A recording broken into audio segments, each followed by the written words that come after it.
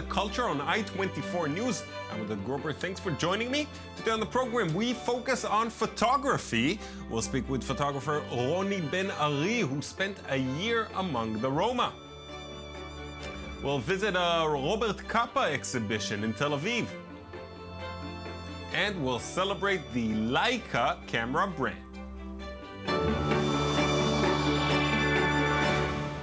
Photographer Roni Ben Ari's latest exhibition focuses on the life of the Roma in Romania. Ben Ari spent a year living with the Roma, traveling all across the country, and the results are currently on display at the Ramat Gan Museum and will be for the next 3 months. I'm very happy to welcome Roni back to our studio once again. Thanks for coming in, Roni. Thank you. So tell me how this idea, this exhibition, this project started. Why did you set out to Romania to live with the Roma? My mother, with her family, lived in a neighborhood with the gypsies when she was young, until 20 years old. And she became in love in that neighborhood and take to herself the type of them, like clothes, like singing, dancing, and began to behave like them. So in her family, they become to call her the Tsiganka, the black one, because in the summer she became a black even from the sun. So it became the worst word of the gypsy, right. Tsiganka. So your mom was the black gypsy of the family, and you got it. You got that inherited. Yes, it's not only this. Even when she came to Israel, her friend also called her the Tsiganka. They continue to call her like this. And even my friend asked me, "From where are you?" I said, "It doesn't matter from where I am. Gypsy blood is on my vein," because it's not true, of course. But all my life, she said that she is a Tsiganka, and we saw it with her clothes, with the color in the house. So you felt a connection to this community? Yes, and when she died, she was 92. When she closed her eyes, I said, I'm going to after her spirit and to see the life, the daily life of the gypsy. She lived in Cluj. Got there, when you traveled to Romania, when you met the Roma, did you feel the connection? I spent a year there, and it was not easy to find someone that lead me to that place. I began in Cluj, that's the place that she was born, and I found a priest that tried to bring the language, the gypsy language, to school, and he went with by himself to places, and I followed after him in the beginning, and then I leave him and continue to live with them. So you made some personal connections. Were they happy to welcome you, to accommodate you? Not always. Sometimes I didn't open my camera 3 or 4 days or even a week. It depends, I'm listen with my eyes first, and it's also in my character. Something happened with people, even I don't know the real language, Romanian. I know a little bit, but I didn't tell them that I know for my safety. But I speak, it's body language, right. And I'm usually not hard people, and they find that I'm a true speaking, so it become easily. Every time is a new trying to get in, and even it was sometimes very dangerous, and right. I had to go outside, and that's it. What perception did you have of the Roma, and how did that change? I mean, if you think now of the Roma, do you have a different idea than you did going into this? Yes, it was very romantic thought that I shall find the dancing, the singing in all my days in the year. I try to find somebody's singing or dancing. Never I found even one. So the romantic and you break. Thought that that's what they do, right? It's break. Right. They living the day. On the shores of reality. Yeah, they living the day to find the bread. Even there are sometimes some people are so kind. They share with me the slide of a piece of bread. Even right. Sometimes I looked after a child that looked after 4 pulke of the chicken leg. 4 pieces has to be for 15 people in the room, in one room.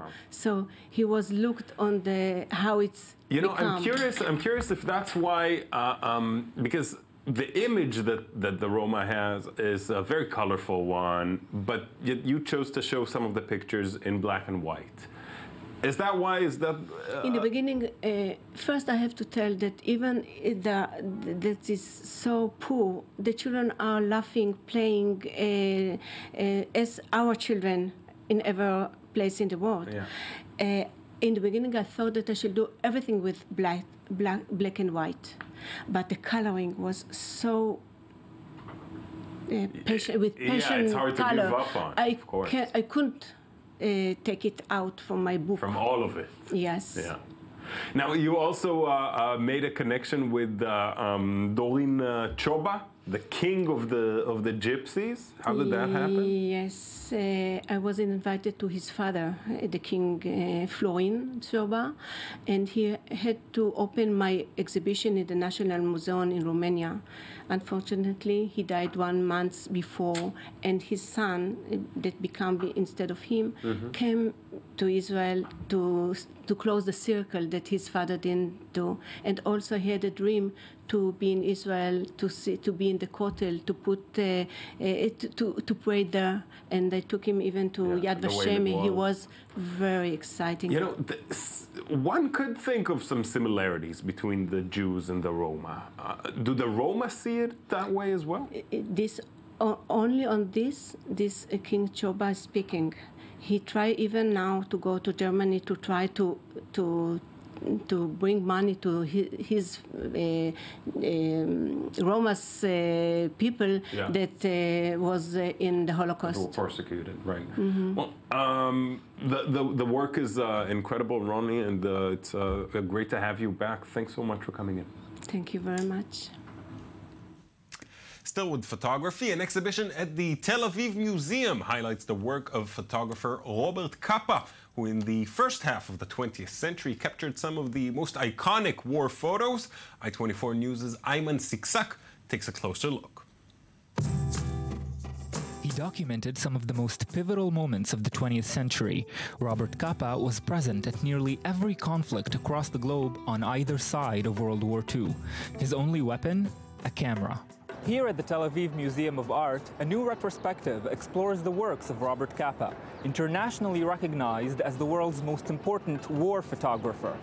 But titled A Photographer of Life, the exhibition also aims to challenge this view. Let's go inside.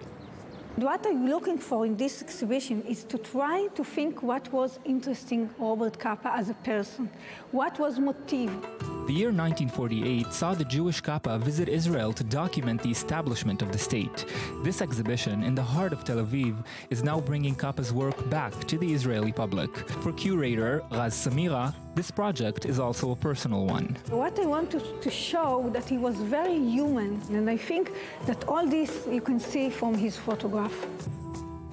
Capa spent 2 years in Israel, covering the story of its founding. He came several weeks before the declaration of the state, actually, and he felt that it's going to be a very hot situation here.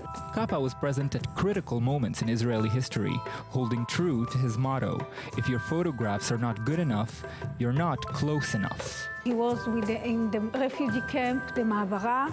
He was in Tel Aviv in the first years. He didn't want to be Zionist. But I think that in his photograph, you feel that he has a big emotion to Israel. The Tel Aviv exhibition also features some of Capa's most noted international pieces, such as The Falling Soldier, taken in 1936, depicting the exact moment a soldier was killed in the Spanish Civil War. Controversy surrounded this piece upon its publication, with some claiming it was staged, others that the soldier had tripped. But even for the most knowledgeable of curators, there is always a favorite piece. In this case, the one of 2 people inside a shelter during the Blitz in London. These 2 old persons sitting, they continue the event of of tea time. Capturing life in the midst of war, Capa produced hundreds of poignant, dramatic works focusing on the individual. And as Samira points out, upon his passing, Capa had the final word in Hebrew about the nature of his legacy. He said in 48, when he was here, that he photographs lives, not war. And on his grave, written in Hebrew, Shalom. In a moment, we'll hear about the impact of the camera manufacturer Leica. But first, here's our cultural recommendation for today.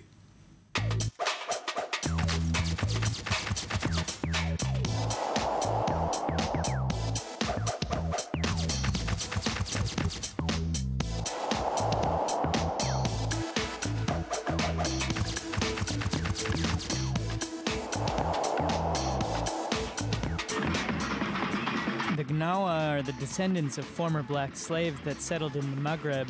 When they arrived, they were forcibly converted to Islam. Today they are a religious and cultural brotherhood, and it is especially the music they have that characterizes their presence in North Africa, especially in Morocco. Now in the coastal city of Marrakech, there is an exhibition devoted to them. Alongside the Gnawa festival in Essaouira, dive into the heart of Gnawa culture through family photos of the family of El Ayachi, an important figure of the Brotherhood. This is a display complemented by an eponymous documentary following the family that will be broadcasted at the French Institute of Essaouira, giving you many reasons to be interested in this unique culture.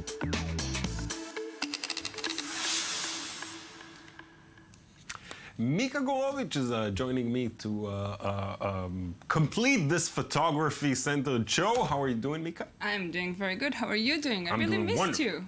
Wonderfully, wonderfully. So, does the name Leica tell you anything? Of course.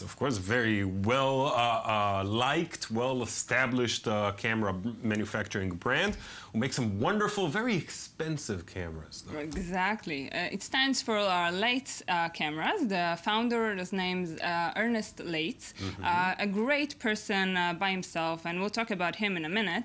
Leica has just launched a new camera, a monochrome camera, shoots only black and white, has a new HD video option. Black and white. Yeah, HD only video. in black and white. And really manages to capture the exact tones of the black and white, which color cameras are not quite good at.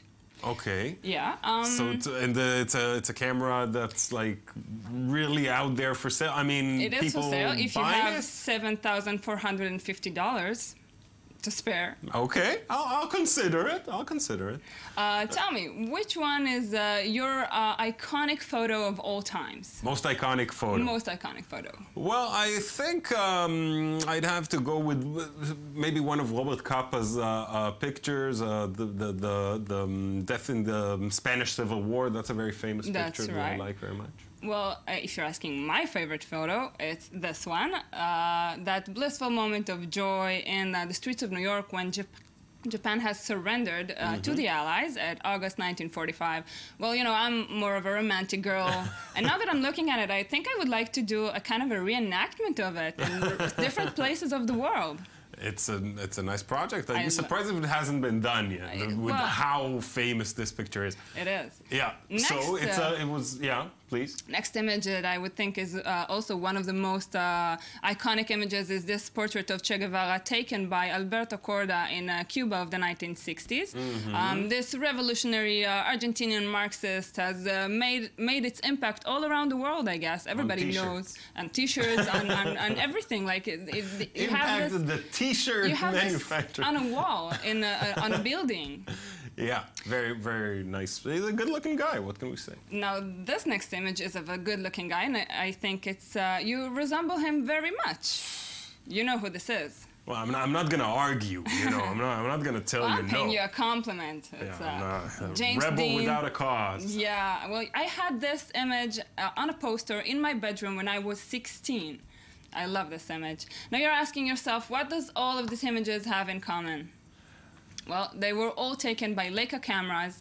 Ernest Leitz was not only a great inventor, and he was also an amazing person. And not many know this story, but in 1938, after the Kristallnacht, the night of the pogroms in Germany and Austria, Leitz has decided and started smuggling his Jewish employees to different sales offices around the world, in Hong Kong, in the US, in London, and by that he managed to save hundreds of Jews and smuggle them out of Nazi Germany. It's an amazing story. It's really later on. Incredible story. Yeah, it's known as the Leica Freedom Train, and I didn't know about this. Well, luckily you're giving it the attention it deserves. Thanks, Mika. You're welcome. We're done for today. I hope you enjoyed our show. We'll be back tomorrow with another one, so please join us again.